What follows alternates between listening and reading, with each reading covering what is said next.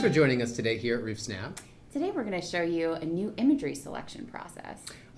Previously, the ability to view your near map high-resolution images kind of required that you commit to the purchase before you have a chance to see what imagery options are available.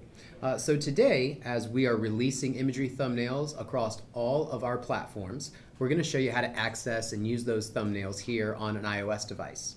I've got a test project here, Katrina, and I'm going to go ahead and just jump right into the sketch scene.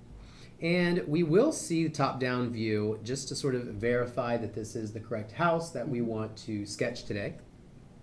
And we can take a second here and straighten it up.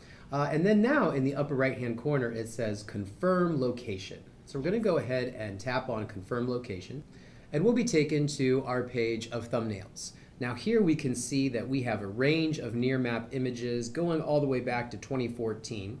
And the goal here is to pick the image that has the most top-down view, no obstruction from leaves or other foliage. And so I'm thinking that probably this June 2nd of 2017 is the most top-down view. It doesn't have any heavy shadows. And even though there are leaves on the trees, none of those trees are covering the house. Yeah. So I'm going to go ahead and tap right on that near map image and go ahead and commit to that $5 purchase. Being able to see that image and all of those image options just makes it that much more comfortable for me to make that purchase, knowing that I've got quite a few options to pick from before I commit to that $5 charge. Absolutely.